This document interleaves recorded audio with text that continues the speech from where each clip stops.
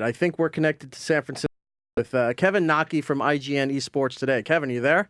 I am there. There we How's are. it going? Wow, it works. That is the cleanest I've ever heard someone come through on here. Because it's technology, not the phone. Nice. Kevin hosts the program IGN Esports Today on Bleacher Report Radio here at SiriusXM. It's channel 83 and can be heard on the SiriusXM app. Kevin, it's great to talk to you. How are you? I'm doing really well. This is pretty cool, except for some weird echo of my own voice in my head now. That might be because it's feeding back something. well, I'll figure that out. Awesome. So tell us a little bit about the show and the whole world of esports. For sure. So esports have been going for quite a few years now. This is really odd hearing myself. Is that I feel better? Like God right now. It's beautiful. It's still going a little bit. Oh, there we go. All good? Okay. What? No, I'm a liar. Anyway, okay, so esports has been an industry for a long time. I consider esports to just be, hey, I'm better than you at Mario Kart. $50 says I'm going to beat you. Esports is just the big version of that, played for millions of dollars in front of millions of fans in big stadiums. So you're saying that this is the smack shit that people have been playing video games forever, saying, how cool would it be if ESPN covered this? Pretty much, but the cool part about the is that we've been able to exist online through a website called Twitch TV. So we didn't necessarily need traditional TV, ESPN. They just see that this is a huge thing now where millions of people are participating, right, and they just want to be part of it.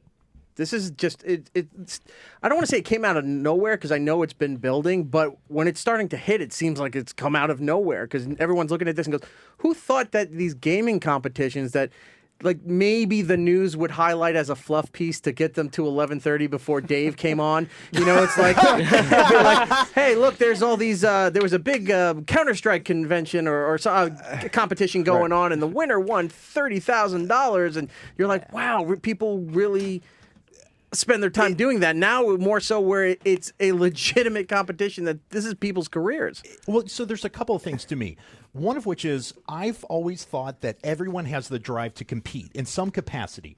If you're 5'1", 100 pounds, I don't care how naturally gifted you are at football or basketball. I'm very naturally You're gifted. not going to play that professionally. Yes. But you do have the potential to get behind a keyboard and mouse or a controller, and you're on the same playing field as everyone else. So you get that competitive drive from games. So you might not have the physical capacity, but you definitely have the mental capacity. Absolutely. That an athlete might have. It's like when you watch the Winter Olympics and you think you can like just do curling. It's like when you get the big bag of ice from 7-Eleven and dump it on your floor and like, I can do this I got easy. this. Like, what yeah. are Canadians talking about? What's cool to me, though, is that you have big athletes get into this. So our first guest on the show was Rick Fox, obviously actor, former LA Lakers player. I don't even believe the esports competitors are athletes. If you don't believe that, though, he will yell at you for 30 minutes because he's convinced that they are, and he's hired former NFL players to physically train them, team doctors, the whole 9 yards. There's millions of dollars nothing else to justify his existence. That's why. Look, we've met Rick at various conventions and everything, and I know people like him, but every interaction that I've had or seen him have with people has not been the nicest. So if he's really taking this seriously, you know who's like that? Mike Sport. When he does his fantasy sports stuff here at SiriusXM, he goes batshit crazy. And we're like, it's just a thing to kill some time. Relax. But it further legitimizes something that I think people kind of still don't accept as becoming part of Main Street culture. Like, I was talking to a bunch of friends this week and, telling them that we were going to have this segment. They were like, I don't understand esports. And I'm like, what's not to understand? Like, you watch ESPN regularly for football or for basketball. So just take that and apply League of Legends to it. Right. Yep. And you have esports, and it's huge. And I think people just, even though we like to think as geeks and nerds and part of that pop culture fringe that we've hit this precipice or we've hit a new level of acceptance, it's still on this weird kind of, outskirts, and this further legitimizes it. And I think some people just don't quite grasp it yet. Well, let me give you.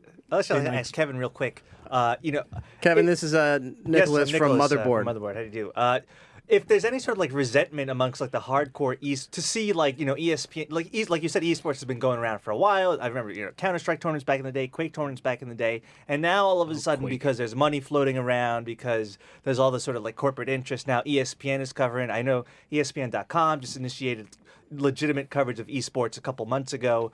Is there any sort of like resentment among like the guys who've been here forever? It's like, oh great, now the big guys are coming in, now they're trying to take our thing that we've had forever, and now because they say it's a big thing, now it's a big thing. Is there any that sentiment at all, or am I just being neurotic? In a weird sort of way, I think it's exactly the opposite. Okay. Whereas in the past, we thought we might need traditional media to get the right advertisers or get the right money in the scene. We can do that online now. It's more TV that needs us. Right. I know esports isn't that big yet, but we represent the demographic that have cut the cord. Right. We're not on ESPN anymore, and they have to come to us. Right. And you got some big sponsors along with this thing. As I was looking through videos and stuff online for various different scenarios for esports. I mean, you have Coca-Cola involved, you have Arby's involved. You're getting all these big sponsors that, look, satellite radio doesn't have those, at least not advertising with us.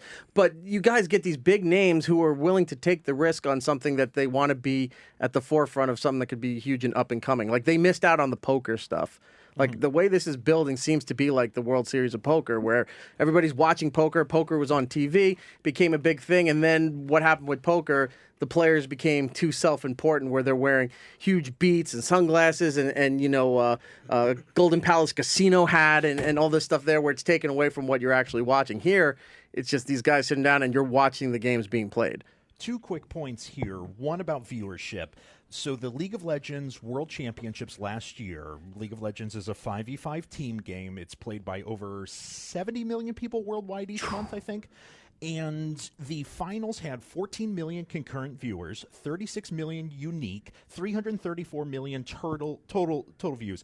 The only thing it didn't do better than in the world of sports last year was anything European soccer related or the Super Bowl.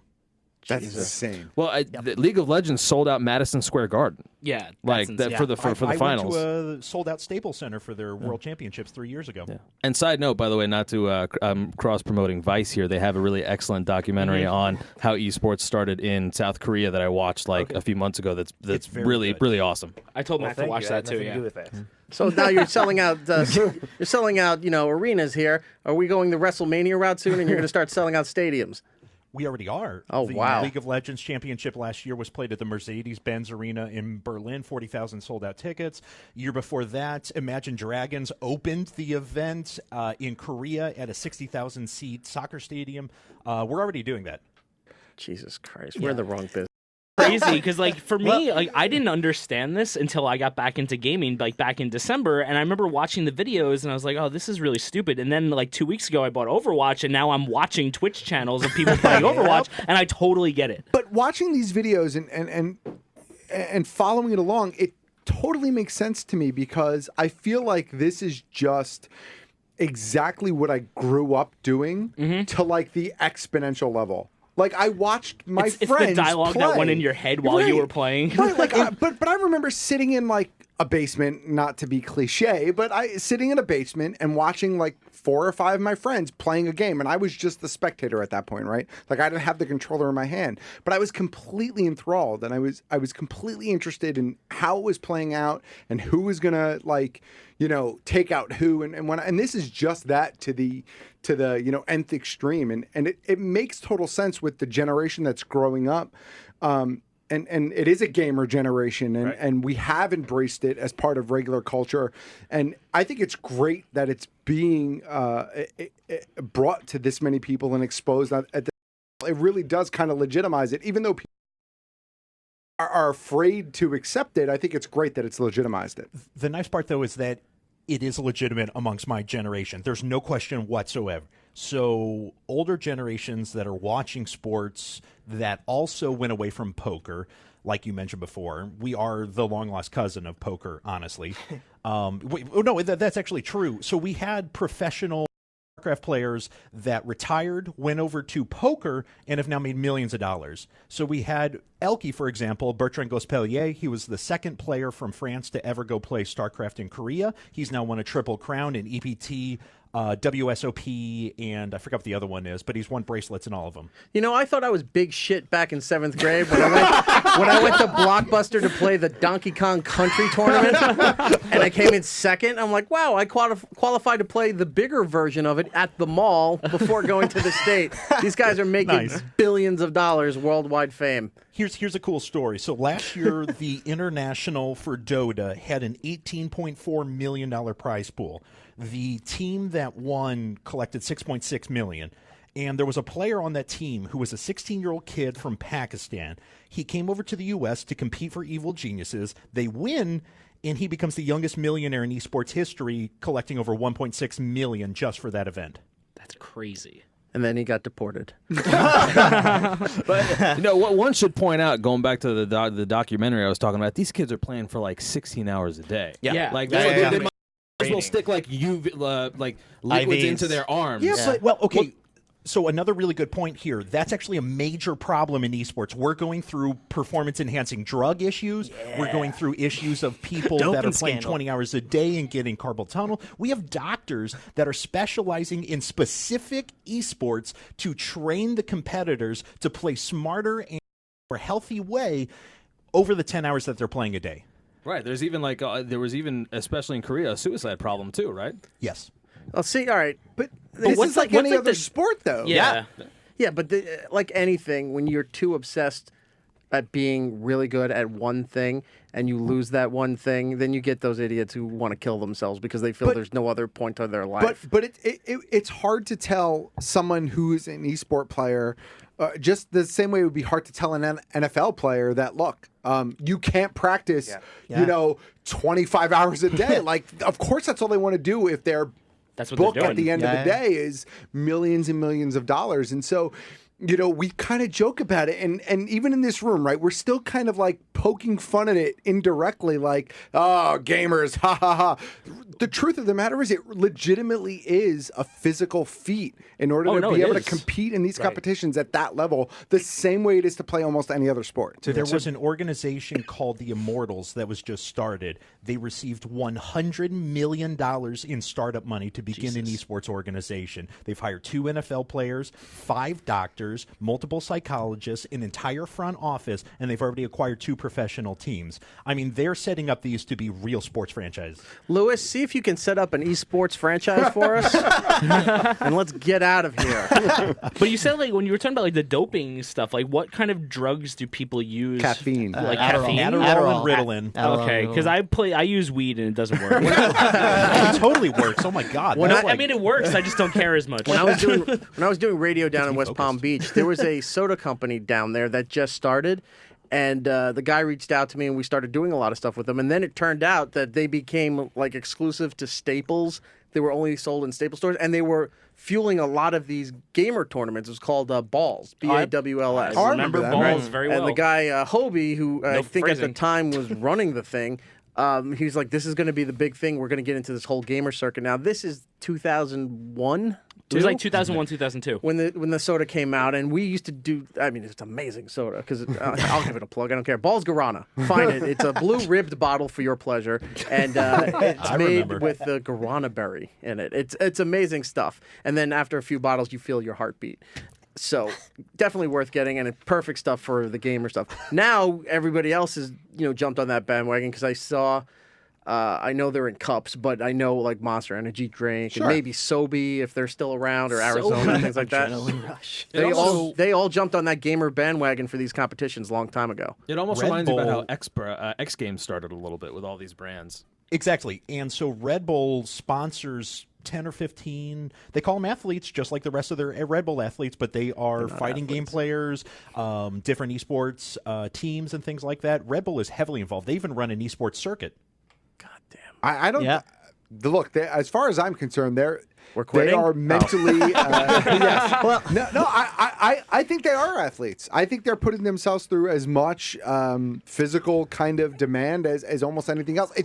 It's a little bit different, but I think the demand is still there on the body. I mean, like every athlete is like, an NFL player is an athlete, a golfer is an athlete, someone who plays baseball. Like these are all athletes. They're different. They go through different motions. Sure, It doesn't mean there's not I got to physical draw the exert- line there. You're competitors, but you're not an athlete. Okay. There's got to be some We'll sort agree of. to There's got to be don't some know. sort of physical. Well, like it's like a Formula One movement. driver. There Like, is, and Are there's people in curling athletes? Unfortunately, yes, Yeah, they they are. win Olympic So medals. what There's separates endurance, there's, what that strength person training. does versus someone who does actions per minute with their hands? Well, I mean, It's a lot of clicking. poor same thing. But we're not calling them athletes. no, I think they're. I'm not knocking it. I'm just they're competitors. It's a great thing. I just don't think it's athletic. Think of The it physical this way. endurance is. I think is, the mental drain Yeah. is Yes. what it is. Yeah. Like, That's more what it you're is. thinking so much more I constantly than you would be on sports where you're taking breaks in between rounds. Like you're constantly just killing people. Gabriel has a question for you, Kevin. Yeah. Kevin, I was just wondering if you guys have been covering the Manila Major and Dota at all this week and have a piece or anything on the recent team swaps that have been going on. I think it was announced either yesterday or this morning. Yeah, we actually had Kevin Hitt from ESPN on today to talk about that. Wow. And it's really interesting. So the biggest thing that's going on in esports right now is the fight to regulate it. So to get some sort of federation like an NFL or an NBA or something like that, because as you're pointing to, some games aren't very well organized. In Dota, despite it having a ton of money, it isn't very well regulated. So you have teams that are switching up players constantly. It's just a big carousel, basically. And it's kind of obnoxious.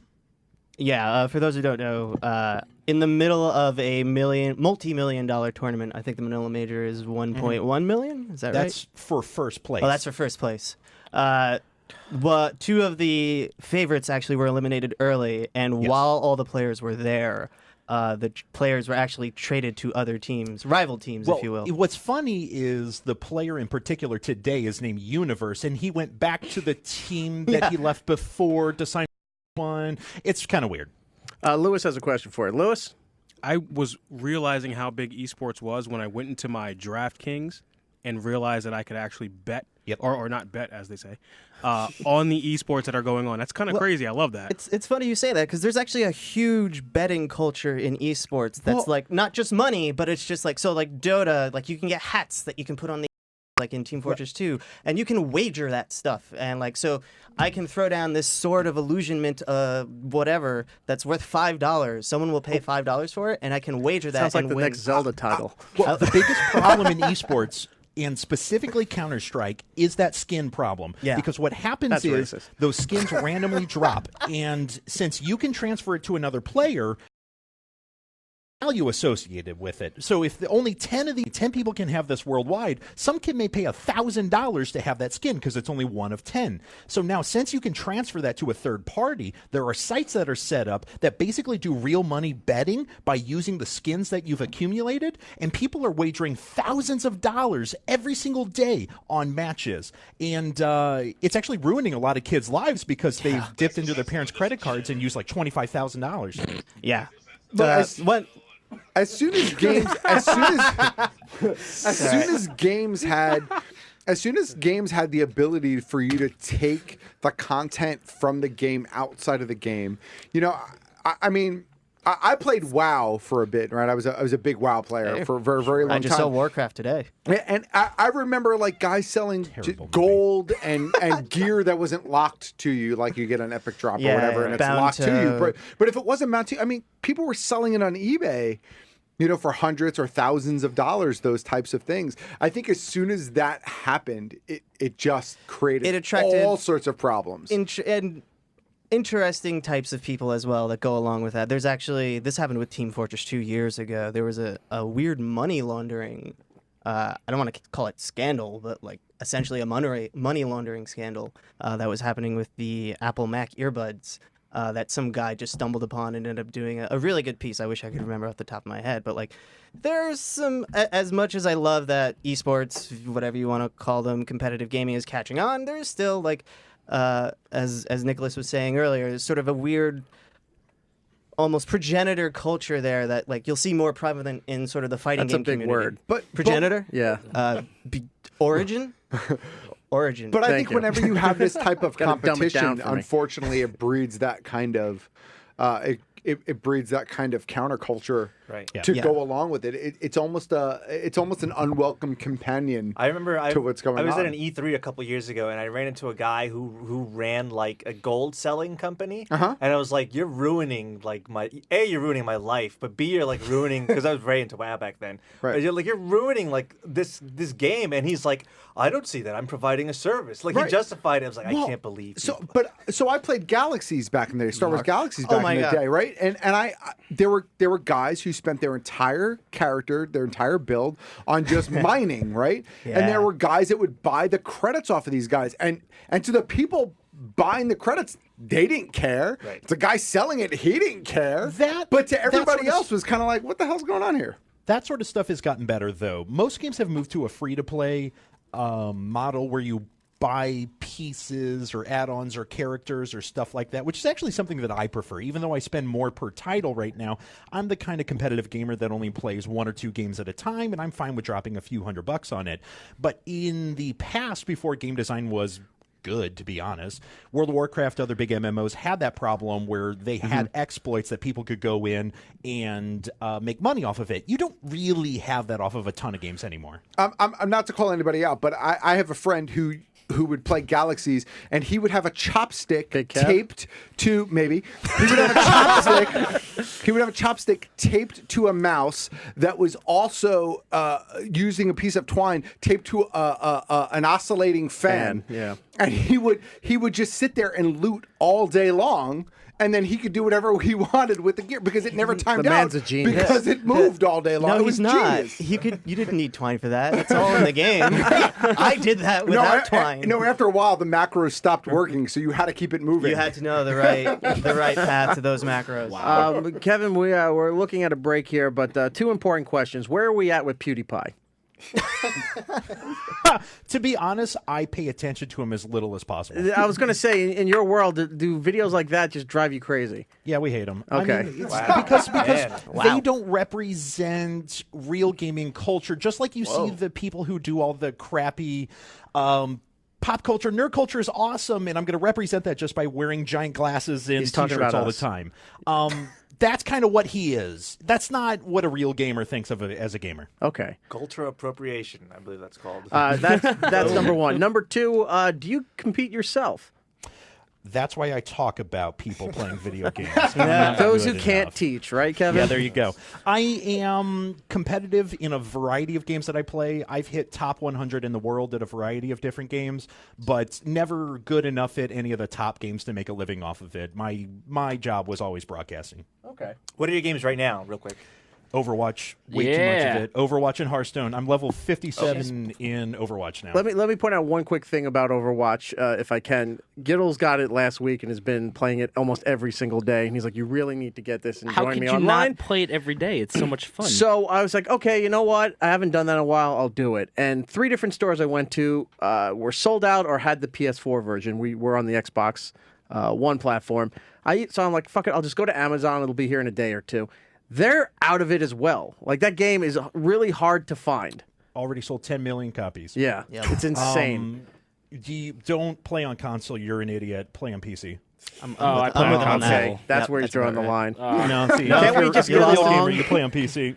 PC and console platforms will never meet in the middle somewhere unless it's on the battlefield. Well, and if it's on the battlefield, the PCs will just destroy every console. It'll just be like the 300. It'll be insane. If you want to go make $10 a week playing Call of Duty, sure. But if you want to make real money, play a PC game. Wow. Damn! Gauntlet has been thrown. I'm losing right there. real money playing Overwatch.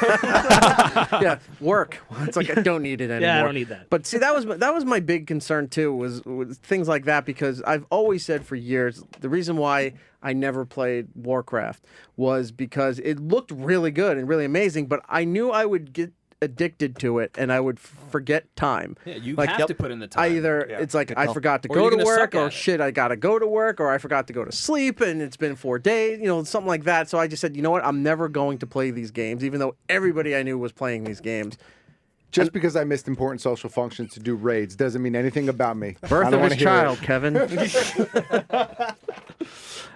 All right. Kevin Knocke is the host of IGN Esports Today on SiriusXM, the Bleacher Report radio channel. channel 83, or on the Sirius XM app. It's weekdays, 7 to 8 p.m. Eastern, 4 to 5 p.m. Pacific, right?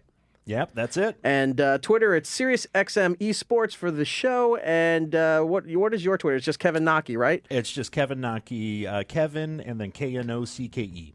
Kevin, thank you so much. We'd like to, since we got a chance to talk to you and connect and everything, we want to visit this road somewhere down the line, maybe towards the end of the summer, see how everything goes with the summer competitions and what's coming up for the fall and the holidays. Bring me back on as much as you want. Happy to be here. All right, and if you're in New York, stop by. Sounds good. I will do. All right, take care, Kevin. We appreciate it. See you guys later. He's out in San Francisco, which might be awesome place to do radio. Hell yeah, man. I mean, what's his name left? Matt Pinfield. He went to go do the morning show out there. Good on him. I know.